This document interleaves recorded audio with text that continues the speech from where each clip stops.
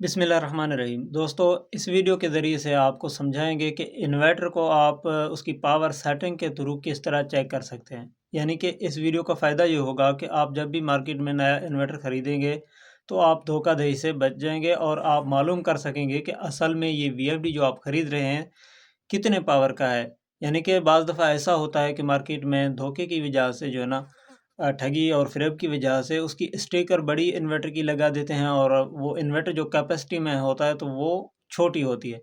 तो इस चीज़ को अवॉइड करने से जो है ना इस चीज़ को बचने के लिए आपने इसकी सेटिंग में जाके इसकी कैपेसिटी को ज़रूर चेक करना है। और अब आसान है कि आप उसकी कैपेसिटी बिल्कुल कन्फर्म चेक कर सकते हैं। वो किस तरह आप चेक कर सकते हैं, तमाम तर तफ़सीलात इस वीडियो के अंदर आपको मिलेंगे। वीडियो को शेयर भी करें और लाइक और कमेंट भी करें। चैनल पर नए हैं तो बराए मेहरबानी हमारी सपोर्ट के लिए चैनल को भी ज़रूर सब्सक्राइब कर दें। तो दोस्तों, ये जो प्रोसेस है, ये जो तरीक़ाकार है, मैं आपको लिए चलता हूँ वीएफडी की स्क्रीन पर। वहाँ पर आपको शो कराते हैं जो सेटिंग्स आप देख रहे हैं। अब चूँकि आपके सामने इन्वर्टर शो हो रही है तो साइड में अब चूँकि हमने ये जो अपना वीडियो का रिकॉर्ड करने का जो तरीक़ाकार है कुछ चेंज की है, क्योंकि कुछ जो यूट्यूब और फेसबुक की कॉपीराइट इश्यूज़ हैं उसकी वजह से। तो अब हम अपने फेस और वीडियो को भी दिखाएँगे और साथ में कोने में इन्वर्टर को भी दिखाएँगे। इस तरीके से हम आपको वीडियो दिखाते हैं। तो शुरू करते हैं वीडियो को। यहाँ पर देखें, आप प्रोग्राम के बटन दबाएँगे सबसे पहले। अच्छा, प्रोग्राम का बटन जैसे आप दबाएँगे तो आपके सामने P0 आ जाएगा। अच्छा, अब आपको प्रोग्राम बटन दबाने के बाद P0 जो है ना शो हो रहा है, तो इसके बाद आपने पीई की सेटिंग ढूँढना है अप डाउन एरो से। अब चूँकि पीई का जो ग्रुप है वो आ गया है, अब आप डेटा एंटर करेंगे। अब ये जो प्रोसेस है ये आपकी वीएफडी की कैपेसिटी चेक करने के लिए हो रही है। यानी कि आपको पता होगा कि ये असल में कितने किलोवाट का है। अब यहाँ पर आप देखेंगे जो है ना, यहाँ पर जैसे आपको शो हो रहा है कि पीई है, पीई पर आप डेटा एंटर करेंगे, उसके बाद जो है पीई 00 आ जाएगा। अब पीई 00 के ऊपर आप डेटा एंटर करेंगे। इसमें पासवर्ड है, यहाँ पर पासवर्ड आप लिखेंगे 40721।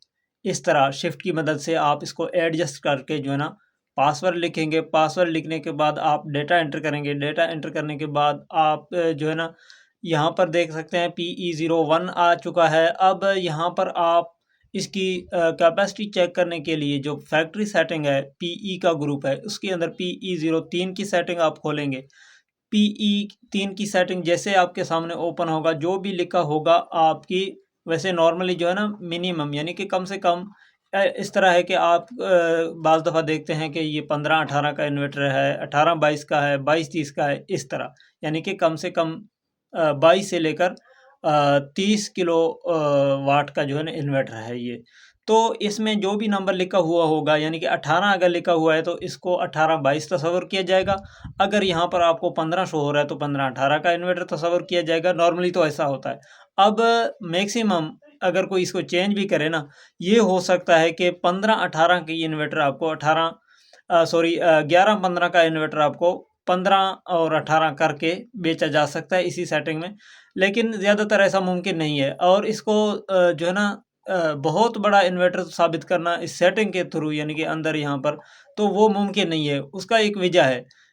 उसका वजह ये है कि यहाँ पर जो भी कोई इसको बढ़ाने की कोशिश करेगा, यानी कि इस पॉइंट को समझें, इसको बढ़ाने का कोई कोशिश करेगा, यानी कि 11-15 की इन्वर्टर को 18-22 करने का कोशिश जो भी करेगा, तो ये इन्वर्टर की कैपेसिटी जो है ना उसी वक्त ख़राब होंगे और वो वीएफडी चलेगा भी नहीं।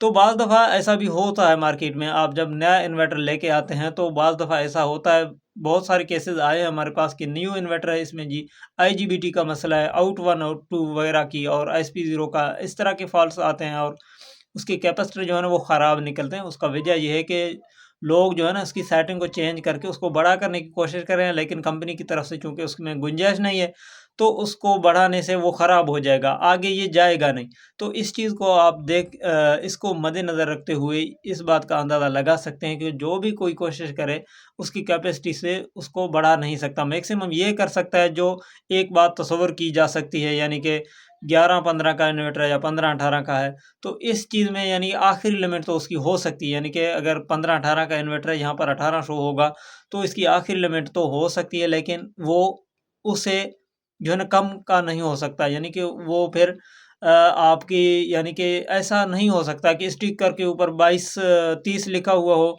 अंदर यहाँ पर आपको 18 लिखा हुआ मिल रहा है, तो इसका मतलब है 22-30 का नहीं है, ये 18-22 का हो सकता है। और बाद दफ़ा ऐसा भी हो सकता है कि यानी कि ये आपकी 15-18 का हो सकता है, लेकिन ये राउंड अबाउट होगा, यानी कि इर्द-गिर्द होगा, जो भी यहाँ पर लिखा हुआ होगा। यानी कि मेन मकसद ये है बात समझाने का कि भाई यहाँ पर जो भी लिखा हुआ होगा, या 3 किलोवाट कम या 3 किलोवाट ज़्यादा, बस इधर ही होगा, लेकिन स्टिकर के ऊपर तो बहुत ज़्यादा भी लिखा लिखा जा सकता है। तो इस चीज़ को आपने PE03 के अंदर देखना है अपने वीएफडी को। आज का जो टॉपिक था वीएफडी को किस तरह चेक करें, तो वो मैंने कोशिश करके आपके सामने क्लियर कर दी है। अभी आपको समझ में आनी चाहिए कि PE03 के अंदर जो रीडिंग होंगी, यानी कम तो इसको आप कर सकते हैं, और उसको उसकी गुंजाइश से ज़्यादा कभी भी आप नहीं कर सकते, चाहे आपकी वीएफडी की स्टिकर पर जितना भी लिखा हुआ हो। एक चीज़ याद रखें कि सबसे पहले स्टिकर को लाज़मी देखना है। बाज़ दफ़ा ऐसा होता है कि स्टिकर आप नहीं देखते। ये जो आपको तस्वीर नज़र आ रहा है और तस्वीर में जो मेंशन किया गया है, हाइलाइट किया गया है, असल में स्टिकर पर इन्वर्टर का पावर यही होती है। इसके अलावा जो भी इसके ऊपर लिखा हुआ है, वो वोल्टेज होंगे, एम्पेयर वगैरह होंगे, उसकी आउटपुट पावर जो किलोवाट में होता है वो नहीं होगा। तो उम्मीद करता हूँ ये वीडियो आपके लिए इन्फॉर्मेटिव रही होगी। अगर वीडियो अच्छी लगे लाइक, कमेंट, शेयर ज़रूर करें। एक बार दोबारा फिर आपसे रिक्वेस्ट करेंगे कि चैनल पर नया है तो चैनल को सब्सक्राइब करते जाइएगा। अपना बहुत सारा ख्याल रखें। इजाज़त दें। अल्लाह हाफ़िज़।